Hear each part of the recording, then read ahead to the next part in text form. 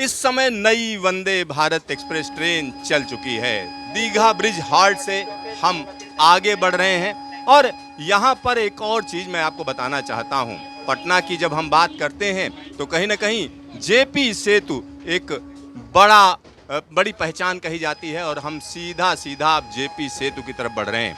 गंगा नदी के ऊपर बना यह पुल 4.5 किलोमीटर लंबा है, तकरीबन 4.5 किलोमीटर लंबा है और यह पुल इसलिए खास हो जाता है क्योंकि एक नई कनेक्टिविटी इसने दी है इस इलाके को। दिलीप जी, जब हम इस पुल की बात करते हैं तो पुल क्यों खास है इस पूरे इलाके के लिए, और ये रेलवे की सौगात है?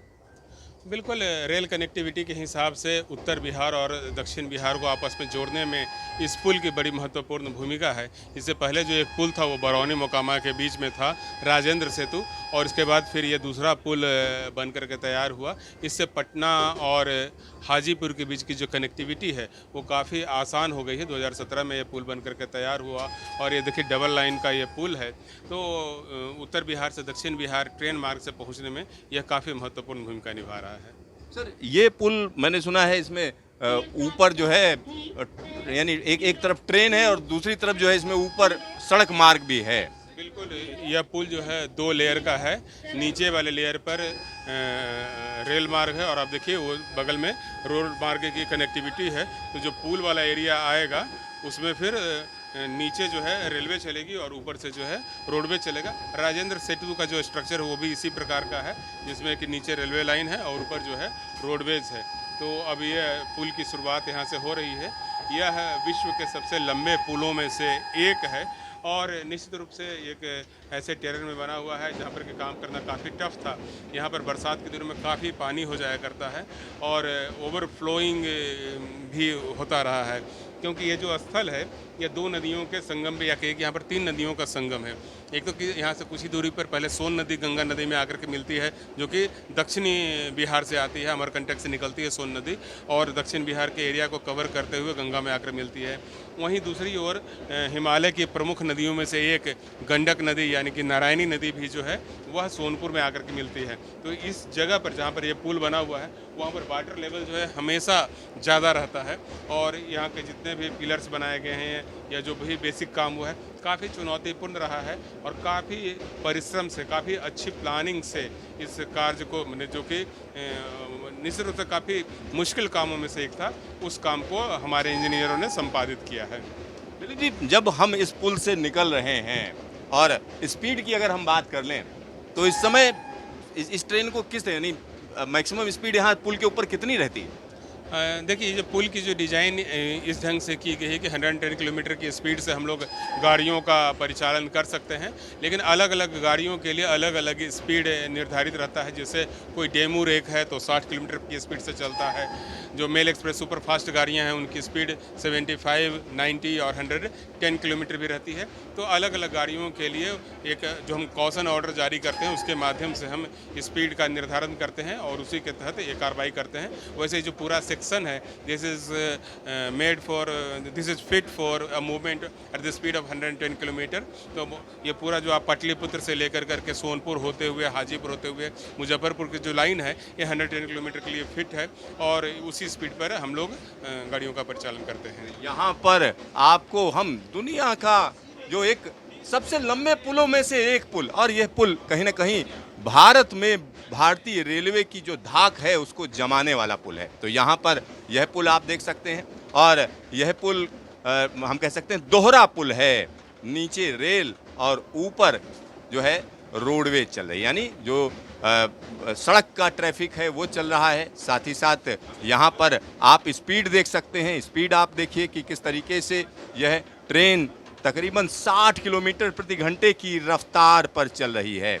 और जैसा कि इस इलाके के बारे में बात करें तो यह इलाका अपने आप में बिल्कुल अलग हो जाता है, क्योंकि यहाँ पर 3 नदियों का संगम है। अलग अलग जगहों को जोड़ने के लिए यह पुल एक महत्वपूर्ण पुल कहा जाता है। और पास में ही आप देख सकते हैं गंगा जी बह रही हैं और गंगा जी के ऊपर से हम निकल रहे हैं और एक बड़ा हम आपको मौका दिखा रहे हैं। एक ऐतिहासिक पल है निश्चित तौर पर, क्योंकि पाटलिपुत्र से चलकर यह ट्रेन सीधा सीधा गोरखपुर पहुंच रही है। गोरखपुर यानी गोरखनाथ धाम की जगह और एक ऐसी जगह जो दुनिया भर में अपने गोरखनाथ धाम के लिए प्रसिद्ध है। खास तौर पर उसके मानने वाले बहुत ढेर सारे लोग हैं और इस इलाके में जो उसकी प्रतिष्ठा है, अगर हम उसकी बात करें तो प्रतिष्ठा ज़बरदस्त है। और यहाँ पर मैं आपको दिखा रहा हूँ कि किस तरीके से यह वंदे भारत एक्सप्रेस ट्रेन यहाँ से निकल रही है और यहाँ आप देख सकते हैं कि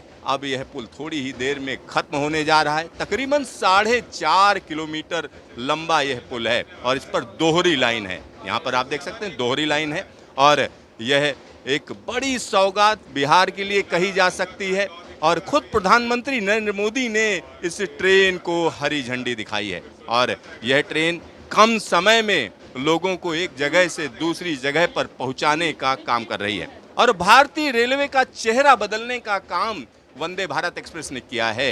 वंदे भारत एक्सप्रेस को हम लगातार आपको दिखाते रहे हैं, जब से इसकी शुरुआत हुई है तब से लेकर अलग अलग जगहों पर मैंने आपको दिखाया है, लेकिन आज यह ऐतिहासिक मौका और उसमें भी गंगा जी के ऊपर से निकलते हुए हम चल रहे हैं। एक अनूठे पुल को यहाँ पर हम आपको दिखा रहे हैं और यह देखिए, यह अनूठा पुल अब खत्म होने जा रहा है। आसपास का जो इलाका है वो कहीं ना कहीं एक बड़ी चीज़ के लिए प्रसिद्ध है, क्योंकि सोनपुर का जो पशु मेला लगता है वो भी लगता है यहाँ पर। हरिहर मंदिर भी यहाँ पास में है और तमाम ऐसी जगहें हैं जिनको देखने के लिए यहाँ पर पर्यटक आते हैं। अब यह पुल खत्म हो चुका है और यहाँ पर मैं निश्चित तौर पर कहूँगा कि इस इलाके के लिए एक बड़ी सौगात है। दिलीप जी, एक आखिरी चीज़ अगर हम जानना चाहें तो लोगों के लिए क्या कहेंगे? देखिए, भारतीय रेल लोगों की सेवा के लिए है और भारतीय रेल जो है वह विश्व की सबसे बड़ी परिवहन व्यवस्थाओं में से एक है। 12 लाख से अधिक लोगों का यह परिवार देश की सेवा में दिन रात एक करके लगा रहता है। हम यात्रियों से अपील करेंगे कि कृपया भारतीय रेल के साथ कोऑपरेट करें। कभी भी इतनी प्रीमियम ट्रेनें हम बना रहे हैं, कुछ लोग गलत तरीके से इस पर पत्थरबाजी करते हैं, तो ये सब ना करें, क्योंकि रेल की जो संपत्ति है वो राष्ट्र की संपत्ति है, हम सबकी संपत्ति है। राष्ट्र को एक विकसित राष्ट्र के रूप में विकास का सपना माननीय प्रधानमंत्री जी ने देखा है और उसी सपने को पूरा करने के लिए पूरा देश लगा हुआ है। तो सबकी भागीदारी होनी है, सबको अपना अपना रोल निभाना है, क्योंकि राष्ट्र का निर्माण किसी एक दिन में नहीं होता है, विकसित भारत एक दिन में नहीं बनता है, बल्कि इसके लिए दिन रात का परिश्रम करना होता है। और निश्चित रूप से देखिए, नेगेटिव काम करना आसान होता है, लेकिन पॉजिटिव काम करने में काफ़ी एनर्जी लगती है। तो जिन लोगों ने इतनी अच्छी अच्छी चीज़ें बनाई है उनका हम रिस्पेक्ट करें, उनका उपयोग करें और देश के दूसरे लोगों के उपयोग के लिए भी इसको बना करके रखें। तो हमारा जो सकारात्मक काम है, जो पॉजिटिव वर्क है, वो हम करते रहें। राष्ट्र को स्वच्छ बनाने में, स्वयं को फिट रखने में अलग अलग तरह के मूवमेंट्स माननीय प्रधानमंत्री जी ने चलाए हैं। कल ही जैसे अब इंटरनेशनल योग दिवस है, तो हम लोग योग करके अपने आप को फिट रखें। फिट इंडिया मूवमेंट प्रधानमंत्री जी चला रहे हैं, तो हम लोग खुद को फिट रखें, देश की पूरी प्रॉपर्टी को फिट रखें, भारतीय रेल को भी फिट रहने में अपनी ओर से योगदान दें, सहयोग करें और सबके साथ मिलते हुए राष्ट्र के विकास में अपनी भूमिका अदा करते चलें। दिलीप जी, आपका ढेर सारा धन्यवाद। धन्यवाद। यहाँ आप समझिए, दिलीप जी बड़ी बात कह रहे हैं, क्योंकि वंदे भारत एक्सप्रेस ट्रेन जब निकलती है तो कहीं ना कहीं भारत का झंडा ऊंचा होता है और बदलते भारत की ये बदलती तस्वीर है। एक बार फिर से मैं कहूँगा कैमरामैन को कि वो दिखाएं कि किस तरीके से यह ट्रेन अब अगले स्टेशन से होकर गुजर रही है। तो यहाँ पर आप देख सकते हैं कि इस ट्रेन का अपना जलवा है, निश्चित तौर पर कह सकता हूँ इसका जलवा है। और यहाँ पर जो भी वंदे भारत एक्सप्रेस ट्रेनें चल रही हैं, कहीं ना कहीं लोगों की सहूलियत के लिए है और एक बड़ा बदलाव भारतीय रेलवे में देखा जा रहा है। सिद्धार्थ, न्यूज स्टेशन, नई वंदे भारत एक्सप्रेस ट्रेन, बिहार।